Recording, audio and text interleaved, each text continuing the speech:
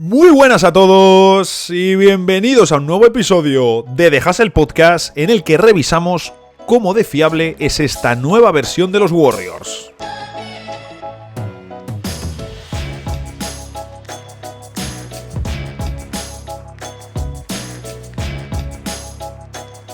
No voy a sorprender a nadie cuando digo que la temporada de Golden State está siendo muy complicada.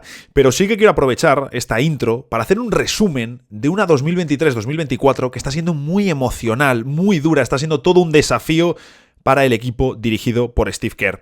Comenzamos la temporada con el debate de si Chris Paul debía ser titular o no. Es algo que se comentaba en muchos medios de cabecera nacional en Estados Unidos y por supuesto también por muchos creadores de contenido y por muchos medios internacionales de si debía o no ser titular, de si encajaba o no con Stephen Curry. Después tuvimos la lesión de Draymond Green que llegó antes del inicio de la temporada regular y eso obligó a que Chris Paul pasase al primer quinteto, pero el experimento no duró mucho y Chris Paul pasó al banquillo, aceptó ese rol porque dijo que estaba preparado para hacer cualquier cosa con tal de que el equipo ganase. Al poco de empezar la temporada, que es cierto que ahí los Warriors tuvieron un tramo, digamos, el más tranquilo del año, tuvimos el incidente, por llamarlo de alguna manera, de Draymond Green y de Rudy Gobert. Sanción de 5 partidos para Draymond. Después hubo una lesión de Stephen Curry en la rodilla, esto parece ya que ha quedado olvidado, pero en su momento hubo cierto temor por si podía haber un poco de lesión que fuese más preocupante. Por suerte, la resonancia reveló que no había daño estructural en la rodilla de Steph. Todo esto mientras se seguía hablando, por supuesto, de lo de Draymond y Gobert, que ahí Green pidió disculpas y Steve Kerr, después de primero haber hecho unas declaraciones, digamos, bastante grises para un tema tan grave como el que vimos, y así dijo que lo que había hecho su jugador era completamente inaceptable. Mientras tanto también hubo lesiones de Gary Payton II, que ha vuelto a jugar ahora pero ha estado con muchos problemas físicos durante todo el año, y después de eso salieron las noticias de esa renovación estancada de Klay Thompson, que ya salió antes del inicio de la temporada regular, pero se volvió a hablar otra vez de que estaban estancados en la renovación, que no conseguían llegar a un buen punto y además coincidía con un momento de juego complicado para Thompson. Y ahí entonces ESPN publica que algunas personas en la organización de los Warriors estaban molestas con el nivel de condicionamiento de Wiggins de cara a la temporada, coincidiendo con un Wiggins que estaba mostrando su peor versión desde que llegó a los Warriors.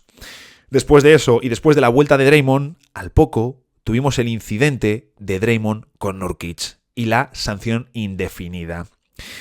Después de eso, y como veis está siendo un resumen saltando, pero porque no te puedes tampoco detener a comentar todos los puntos, Jonathan Kuminga salió a decir en The Athletic que había perdido la fe en Steve Kerr. Y sí, es cierto que no eran declaraciones literales suyas, pero lo comentamos en un episodio, eso no sale así por casualidad. Eso sale porque le interesaba a Kuminga y a su entorno. Después de eso, Chris Paul se fractura la mano izquierda y anuncian que después de pasar por quirófano va a estar varias semanas fuera. De hecho, cuando grabo este episodio, Chris Paul todavía no ha vuelto a las canchas. No recuerdo exactamente cuándo fue, pero si no me equivoco, creo que lo puedo tener incluso abierto por aquí. Lo de Jonathan Kuminga, sí lo tengo aquí abierto, el artículo de Athletic, fue el 5 de enero. 5 de enero. En fin, han pasado muchísimas cosas. Y mientras tanto, por supuesto, había miles de rumores de traspasos para el deadline, con unos Warriors que se daba por hecho iban a hacer movimientos importantes. Se hablaba mucho, por ejemplo, de Pascal Siakam antes de que fuese enviado a Indiana. Y de hecho, Shams Charania apuntó que fuera de Stephen Curry, todos los jugadores de la plantilla eran traspasables. Uno de los puntos más bajos de la temporada llegó el 11 de enero, cuando los Warriors reciben una paliza de los Pelicans en casa y los fans presentes en el pabellón abuchearon al equipo, algo que no estamos acostumbrados ni mucho menos a ver. Le preguntaron a Stephen Curry por estas palabras y dijo que efectivamente que es que no había nada que celebrar, que entendía el enfado de los aficionados porque era también su enfado. Vuelve Draymond Green justo en un partido contra los Memphis Grizzlies, una derrota muy fea que luego comentaremos, el punto más bajo de la temporada de Golden State, y entonces llegó, sin ninguna duda, la noticia más terrible de todas. Dejan Milojevic, el asistente del equipo, uno de los asistentes, sufre un infarto y es hospitalizado en Utah, después de que el equipo viajase allí para enfrentarse a los Jazz. Y horas después se confirmaba la tragedia. A los 46 años de edad, Milojevic fallecía. Hubo partidos pospuestos, hubo un mini parón muy necesario en la temporada de los Warriors, con un impacto emocional enorme y que sigue pesando a día de hoy, con imágenes de los jugadores sensiblemente muy emocionados y días que seguro fueron mucho más duros incluso de lo que nos podemos imaginar. Pero la temporada tenía que seguir y tuvieron que seguir. Entonces fue cuando Shams Charania publicó que los Warriors estaban más que abiertos a traspasar a Wiggins y a Chris Paul. Y de hecho, en ese momento se daba por hecho que iban a salir ambos traspasados. Hasta Tim Kawakami, que luego también hablaremos de él, un insider de referencia cuando hablamos de Golden State, también dijo que lo más probable era que Wiggins iba a salir, lo daba por hecho, y que Chris Paul era el segundo jugador con más opciones de salir. Pero van pasando los días, Golden State va encontrando sensaciones y de repente Anthony Slater publica en The Athletic que no harán un gran traspaso en el deadline. Y en los días siguientes, Brian Windhorst dice que no quieren mover ni a Draymond Green ni a Klay Thompson, y Jake L. Fisher dice que Jonathan Kuminga estaba fuera de las conversaciones para cualquier traspaso. Pero claro, seguían los problemas porque Klay Thompson no conseguía arrancar, seguía dejando momentos, tramos y partidos realmente malos. Incluso teníamos una imagen que no estábamos acostumbrados a ver, y era los Warriors cerrando partidos sin Klay Thompson en cancha, que estuviese él viendo los partidos y los finales ajustados desde el banquillo. De hecho, nos dejó alguna reflexión muy interesante sobre la frustración, sobre cómo lo estaba manejando y sobre consejos que le estaba dando Steve Kerr para que disfrutase de esta etapa final de su carrera. Y entonces, Mark Stein nos dijo que Dallas, que era uno de los equipos a priori más interesados en Andrew Wiggins, no querían a Wiggins, que querían, su primera opción era Kyle Kuzma, y que su plan B era PJ Washington antes que Wiggins. Como luego ha sucedido, podemos comprobar que esto efectivamente era así. Y el único movimiento que hicieron los Warriors fue enviar a Corey Joseph, un jugador que no estaba teniendo prácticamente minutos en la rotación, a Indiana a cambio de una segunda ronda, con el único objetivo de aliviar salarios, aliviar carga de cara al impuesto de lujo. Por supuesto, ya teníamos a Draymond reincorporado y tuvimos un nuevo episodio entre Green y Yusuf Nurkic, pivot de mis Phoenix Suns, y que yo estoy deseando que tengamos un Suns Warriors en playoffs. Era su trash talking, podía dejar gestos de los habituales de Draymond, pero es que es Draymond. Y lo cierto es que el equipo estaba funcionando mejor. Luego salta la noticia, ya superado el deadline por supuesto, de la llamada a Ginny Bass preguntando por la disponibilidad de LeBron James para un potencial traspaso.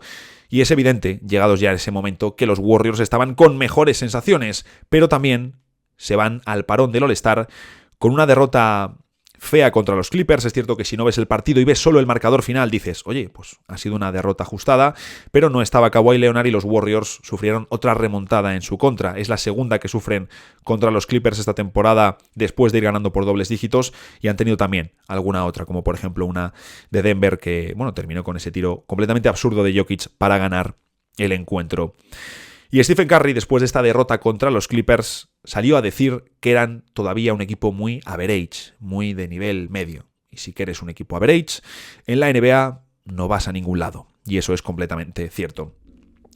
Todo esto que he contado y que he condensado es los 4 meses de temporada regular de los Warriors. Parece muchísimo más, por supuesto es Golden State, es uno de los grandes mercados, uno de los grandes intereses de la liga, y obviamente hay una lupa mediática encima, porque venden muchísimo, porque interesa saber sobre los Warriors, pero menuda montaña rusa la temporada de Golden State. Pero el caso es que sí que hay una mejora, pero ¿a qué se debe y qué significa? Hoy lo vemos. Bienvenidos a The Hustle Podcast.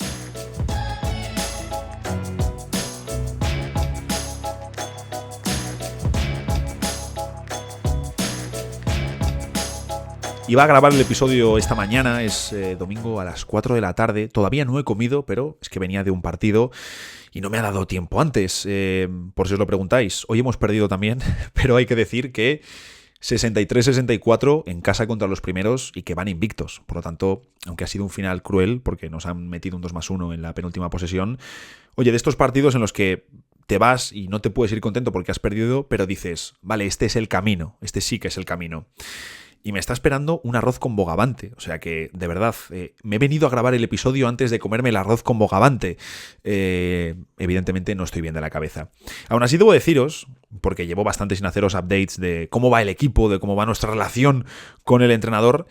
El otro día sucedió una cosa que yo es que lo mismo el raro soy yo, no, el raro no soy yo, pero de estas cosas que realmente uno no se cree.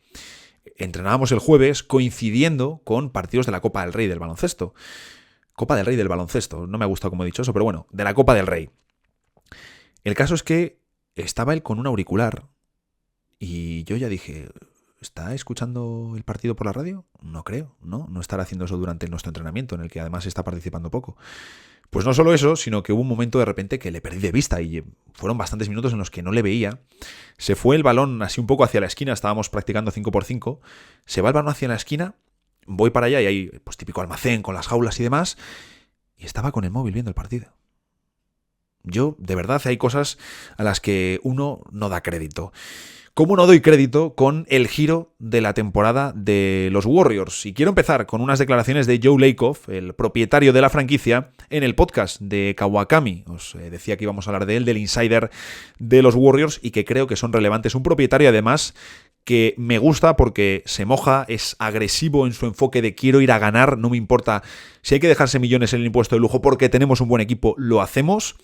Y que si hay algo que a veces no le convence, va a pedir explicaciones. Y el caso más claro fue lo de Jonathan Kuminga. Pues decía lo siguiente en el podcast de Kawakami. Creo que el equipo ha encontrado algo. Creo que nuestro cuerpo técnico ha encontrado algo.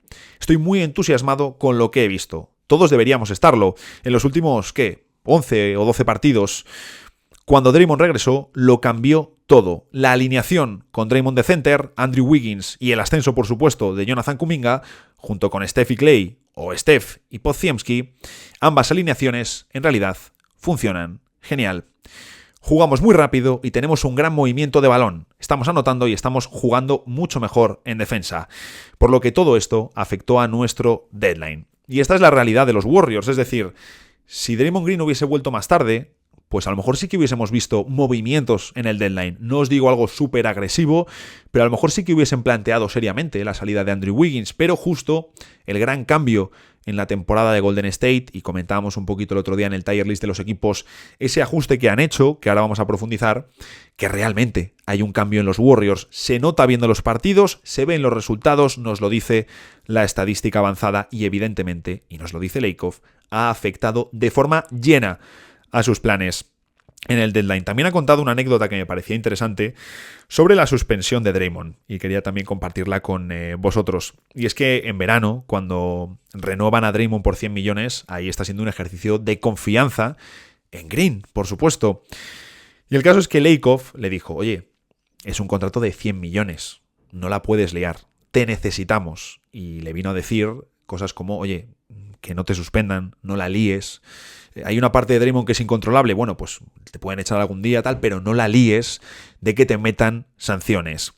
Y claro, luego llegan las dos suspensiones seguidas y tras la segunda, Lacob estaba muy, pero que muy enfadado, porque la sensación era de que estaba decepcionando y que estaba dejando tirados a los Warriors por acciones que no debía hacer.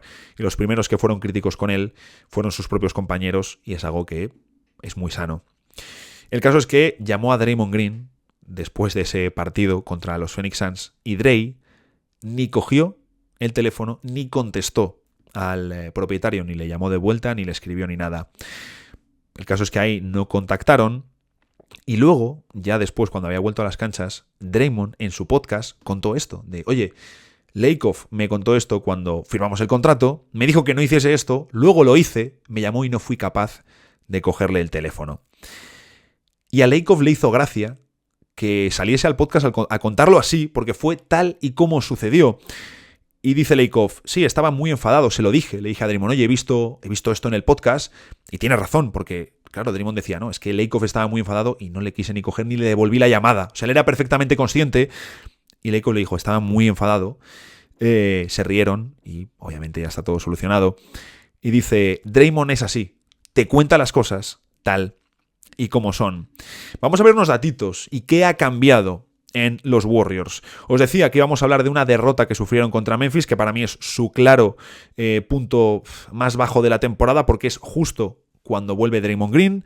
El 15 de enero regresa Draymond, sale desde el banquillo ese día y juegan contra unos Memphis Grizzlies sin Ja Morant, sin Desmond Bane, sin Marcus Smart, es decir, los Injury Grizzlies, o como les queramos llamar, que ese día sí que tenían a Jaren Jackson Jr., pero su estrella fue uno de esos partidos de estelares de Vince Williams. Pierden ese día y se ponen con un récord de 18-22. Tenían el 13º mejor ataque. Mal, no estás dentro del top 10. Los Warriors deberían estar dentro del top 10. Pero sobre todo lo más preocupante era el rendimiento en defensa. 25º en ratio defensivo. 25º los Warriors, que ellos cuando empiezan todas las temporadas en las que pretenden ser candidatos, siempre dicen que el objetivo es estar entre las 10 mejores defensas, porque sin defensa no hay candidatura posible. De acuerdo, 18-22, 15 de enero contra Memphis, punto bajo de la temporada. Después de eso, y ahora en el parón del All-Star, un mes después, estoy grabando 18 de febrero, ha pasado un mes. Están con un récord de 27-26 en positivo, una racha de 9-4, contando esta dolorosa y también creo que en parte, no quiero decir lógica, pero un poquito sí, derrota contra los Clippers, 9-4 de parcial, como os digo, 27-26, y en este tramo, en este último mes, los Warriors tienen el mejor ataque de la NBA, el ataque más eficiente, y son séptimos en ratio defensivo. ¿Cuáles son las claves detrás de esta mejora de los Warriors? La primera es muy clara, el uso de Wiggins, de Kuminga y de Draymond juntos. Sobre todo los dos primeros, sabemos que Steve Kerr era reacio a utilizarlos, que los hombres de estadísticas decían que no funcionaban, y Wiggins y Kuminga no jugaban juntos. Luego encima habías tenido a Draymond suspendido, pues lógicamente tampoco habías tenido luego opciones de usarles.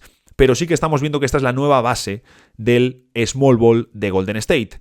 Wiggins, Kuminga y Draymond. Green funciona como obviamente el centro de toda la defensa de los Warriors y le estamos viendo con un papel muy destacado que tampoco sorprende de playmaker. Y ahí al que está alimentando mucho, sabemos que Stephen Curry es su gran aliado, pero el nuevo gran aliado de Draymond Green es Jonathan Kuminga y es muy evidente que hay un cambio en el patrón ofensivo para que Draymond alimente más a Kuminga y buscarle más en situaciones donde él tiene ventaja, que es casi siempre cerca del aro, buscarle en cortes, buscarle en penetraciones y alimentarle ahí. Porque Kuminga es ahora la segunda espada ofensiva de los Warriors. Y obviamente les da un punto extra de atletismo que sin él en cancha no tienen. Y Wiggins y Draymond con otro alero se te quedan pequeños. Wiggins, Kuminga, Draymond es otra historia. En defensa, Kuminga en este tramo promedia 21,1 puntos en 14,4 tiros de campo. Está en un 58% de acierto, lanzando solo 1,7 triples. Le está tirando muy poquito de fuera, ¿no? Recordáis que hablábamos de, oye, para el crecimiento de Kuminga es importante el tema del triple. Bueno, pues no lo está necesitando. Está tirando poco, aún así un 36%, que por ejemplo es mejor que Klay Thompson durante este parcial. Kuminga es segundo en minutos, solo por detrás de Stephen Curry. Segundo en puntos, solo por detrás de Stephen Curry. Y tercero en tiros de campo, tras Klay Thompson. Quizá eso a lo mejor puede interesar cambiarlo, sobre todo de cara a playoffs. Luego tenemos a Wiggins, que es el complemento defensivo y tirador, está haciendo un buen trabajo en defensa, sabemos que ahí puede funcionar, y luego es el tercer jugador que más triples intenta por partido, y en este tramo está en un 47,5%. Ahora está muy bien, vamos a ver cómo de sostenible es este acierto, pero claro, dices, es el tercero con más triples por partido. Sí, pero porque Curry y Klay concentran la gran mayoría con una diferencia abismal. Curry está en 14 triples intentados por partido, Klay está en 9 y Wiggins, que es tercero, está en 3,3. Es que Lester Quiñones, que es el cuarto, promedia los mismos triples que Wiggins jugando 17 minutos. Y ojo, que lo está haciendo muy bien, 39%, y en tramos de partido está saliendo realmente para que se le busque ese lanzamiento exterior. Wiggins, además, quinto en minutos, 29. Digamos que está asumiendo un papel de complemento estelar. No le estamos viendo como su versión de las finales contra Boston, como ese momento de playoffs. No tiene tanta relevancia en ataque, pero oye, tiene sentido que el que tenga la relevancia sea Jonathan Kuminga. Esta es la primera clave. La segunda, por supuesto, es un cambio en la rotación en consecuencia con el nuevo Small Ball. Vemos que los 9 jugadores principales hasta el 15 de enero, ordenados por minutos, eran Curry y Clay, los únicos en más de 30 minutos, y luego por encima de los 20 y ordenados, Chris Paul, Andrew Wiggins, Draymond Green, Podziemski, Jonathan Kuminga y Dario Saric. Saric estaba en 20,9 minutos y Kuminga en 23,1. Desde el 16 de enero, la historia ha cambiado de forma radical. Por encima de los 30 minutos están Stephen Curry, Jonathan Kuminga, Podziemski y Klay Thompson. Luego, Wiggins y Draymond en 29. No hay más jugadores por encima de los 20 minutos. También es cierto que está lesionado Chris Paul. Cuando vuelva, él tiene que estar en ese grupo y habrá jugadores como yo entiendo, Podziemski y Klay Thompson, que pierdan presencia en cancha. Pero luego están entrando diferentes jugadores de rol. Lester Quiñones es el siguiente con 17 minutos, Gary Payton 15 y más fuera de la rotación Moses Moody con 13. Estos 3 jugadores están guay, yo creo que nunca he dicho en todo el podcast, están guay. Te sirven muy bien, tienen mucha utilidad porque son 3 role players diferentes. Entonces les das entrada en función de lo que necesite el partido en ese momento y lo cierto es que Steve Kerr creo que está leyendo muy bien para saber a quién da entrada. Y por supuesto ha habido una pérdida de minutos para los pivots. Saric está en 13 de media, Kevon Looney, uno de los grandes afectados, está en 11 y Jackson Davis en 8. Depende mucho del rival contra el que jueguen, de a quién tengan enfrente y les sacan por tramos. No recuerdo qué partido fue, pero en uno de los últimos partidos, creo que incluso fue contra Utah, Jackson Davis sale 8-9 minutos, eso, y le buscan, claramente le buscan, una intención de buscarle porque saben que en ese momento va a tener ventajas y anota los 4 tiros de campo que intenta y hay un impacto positivo en tiempo limitado para el rookie. Y luego el tercer punto, que creo que también es consecuencia, con un small ball que te permite funcionar mejor, porque tú eres small ball e incluso esta temporada has llegado a dudar de lo que te ha dado absolutamente todo en esta era por el mal rendimiento que estabas teniendo. Has reconfigurado tu small ball, has reconfigurado la rotación, hay un extra en defensa, hay otros jugadores que se están encargando de la generación y eso permite que Stephen Curry esté completamente orientado a hacer puntos, a meter la pelotita en la canasta y le vemos muy en racha. Dre genera, la defensa funciona y Curry, como digo, puede estar centrado en lo que mejor se le da. Promedia casi 32 puntos por partido con un 50% en tiros de campo, 48% en triples y 90% en tiros libres. Completamente absurdo, pero ese Stephen Curry no nos sorprende. Es el jugador con más tiros de campo del equipo, por supuesto, 22 por partido y Klay Thompson es segundo con 16. Quiero pensar que también el último partido salió desde el banquillo, ahora lo comentamos. No sé hasta qué punto es intención de tratar de que Klay se anime de cara a playoffs. No sé si es por una cuestión también de jerarquía, que entiendo que influye, pero, oye, quizás Kuminga tienes que alimentarle todos los días como tu segunda opción, porque el seguro va a estar el año que viene. Lo mejor de la temporada para Golden State Warriors, la protesta pública de Kuminga por su falta de minutos. Es decir, esa queja sirvió para aumentar sus minutos e importancia ofensiva sobre Andrew Wiggins, que sabemos que tenía ahí que era ese debate de que no quería jugar con ambos juntos porque no funcionaban las cosas, no funcionaban los Warriors. Y el salto de Kuminga es básico para entender la mejora de los Warriors. Sin este salto de Kuminga no hay una mejora de Golden State. Y el salto de Kuminga viene por su protesta pública. Si no, no estaríamos viendo lo que vemos ahora. ¿Recordáis ese tramo inicial de temporada en el que Stephen Curry estaba prácticamente solo para hacer los puntos y Golden State perdía los partidos? Esto ya no lo estamos viendo así. Seguro que lo veremos algún día más, pero ya no es la misma dinámica porque Kuminga ocupa ya no un papel de rol, un papel secundario que algún día, no, ocupa un papel central en la jerarquía ofensiva del equipo y en los planes de juego a media cancha. Me hizo gracia, aunque es medio verdad, estas declaraciones de Draymond Green. Honestamente, creo que mi suspensión ayudó de una manera extraña, porque Kuminga ha explotado y eso ha mejorado el escenario para nuestro equipo. Es la opción número 2 y esto es bueno para nuestro equipo. Ahora tienes diferentes cosas a las que podemos acudir si las necesitamos. Nuestra ofensiva ya no luce igual que antes. Puedes encontrar diferentes combinaciones que funcionan. Luego, después de decir todo eso, dijo, a ver, no me refiero a que mi suspensión estuviese bien o que estuviese bien lo que yo hice, pero que sí que ha ayudado. Evidentemente, la vuelta de Draymond Green ha permitido instaurar el small ball. Pero el nivel de Jonathan Kuminga y de Podziemski, que es el siguiente punto, que ahora está siendo titular o lo ha sido en el último partido por delante de Clay, permite regresar o permite volver a pensar en ese True Timeline Plan que tenían los Warriors desde que eligieron a James Wiseman en el draft. Es una idea que obviamente perdieron porque no funcionó aquello, pero ahora con Kuminga y con Pozzi, más incluso Moses Moody y Jackson Davis la próxima temporada si están en rotación, que es muy probable que estén ambos muy metidos en la rotación, oye, lo mismo hay que mover el contrato de Kevon Looney. Lo mismo Moody puede salir en verano, porque algún equipo está interesado en él. Pero este timeline joven te sirve para apoyar a los veteranos, por supuesto, y también para reducir salarios con el nuevo CBA, algo que es muy importante. Y decía esto Joe Lacob: realmente no puedes tener este tipo de plantillas en el futuro sin que te afecte gravemente a las cosas que puedes hacer. Ya estamos en una buena posición para este verano, pero sinceramente tuvimos una muy buena oportunidad durante el deadline porque teníamos un acuerdo que nos habría ahorrado literalmente $80 millones netos para el próximo año. Es decir, yo entiendo que ahí Chris Paul era uno de los involucrados. Eso es algo bastante importante que no debes hacer si estás motivado por las finanzas. Nadie con una nómina de $400 millones quiere ser un equipo del 50% de victorias. Yo desde luego que no. Pero hay razones para las cosas y las cosas cambian. Es decir, el plan de los Warriors era aligerar salarios, prepararse para verano, prepararse para la nueva temporada, pero este salto de nivel les ha permitido decir, oye, tenemos que competir. Y ahí están de momento los resultados y las buenas sensaciones. Hemos visto también a Klay Thompson, porque es uno de los aspectos relevantes de este equipo, salir desde el banquillo en el último partido.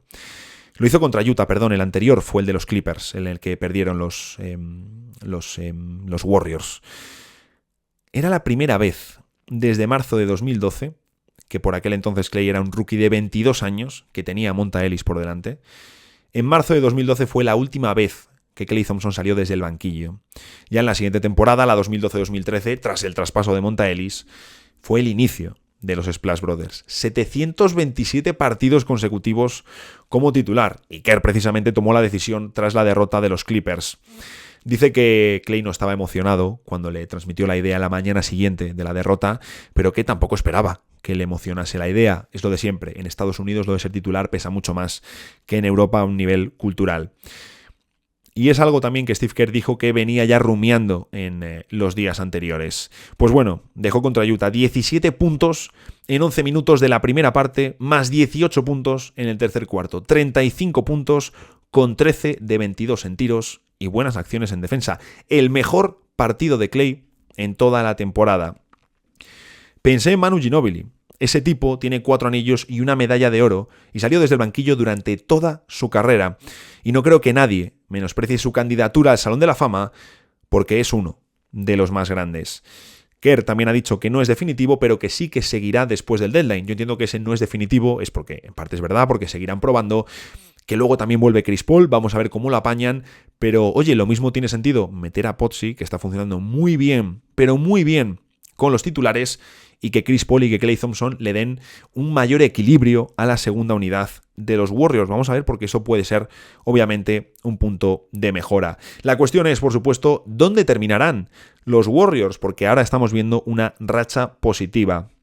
Ganar ayuda, decía Kenny Atkinson, que le vimos dirigir un partido cuando Steve Kerr y otros miembros del staff de los Warriors viajaron a Serbia para el funeral de Milojevic. Ganar ayuda. Cuando empiezas a tener una racha de victorias, quieres más. Entonces existe ese entusiasmo. También sabemos que estamos detrás en la clasificación, así que tenemos una pequeña ventaja, una ventaja positiva. Yo leía las declaraciones y digo, ostras, me gusta el enfoque de decir, estamos motivados porque estamos jugando bien, sabemos que ahora esto funciona y como vamos por detrás tenemos más hambre de victorias, que tiene todo el sentido tratándose de un bloque de ganadores. También ha dicho Steve Kerr que quiere probar minutos de Draymond y de Jackson Davis juntos, que sería una fórmula que te da más tamaño, más presencia en la pintura contra otros equipos. Sabemos que los Warriors pueden sufrir por ahí, pero claro, también te puede conllevar problemas en ataque, porque luego si tienes a esos dos juntos vas a meter a Jonathan Kuminga de alero. Ahí lo suyo es poner a Wiggins. Entonces pierdes al que está siendo tu segunda referencia en ataque y necesitas que Clay, Potsy o Wiggins acompañen muy bien a Stephen. Como digo, la vuelta de Chris Paul va a ser el siguiente momento clave para ver cómo queda la rotación de los Warriors. Quiero pensar que habrá menos minutos para Clay. Quedará, sí, otra presencia al banquillo de los Warriors y que Potsy no debería perder ni minutos ni el puesto de titular, pero me temo que por jerarquía lo hará, y ahí me gustaría ver a un Steve Kerr valiente, que si tiene que sentar a los veteranos, sienta a los veteranos, como ya ha hecho con Clay esta temporada. Ya ponemos el enfoque para los playoffs, porque Golden tiene pinta de que por lo menos va a ser un equipo de play-in, y si llegan a la postemporada, van a ser un seed bajo y peligroso. Sigo teniendo dudas, obviamente, de si son candidatos. Yo me inclino a pensar que no. Pero apostar contra los Warriors nunca ha sido algo muy inteligente. Y lo cierto es que con esta versión, con lo que estamos viendo ahora, sí que te los puedes creer para playoffs. Porque ha habido un cambio real. Y ya solo el hecho de que tal y como iba su temporada, que con este cambio que se ha producido, nos planteemos siquiera si son candidatos o no, dice mucho de la temporada de Golden State.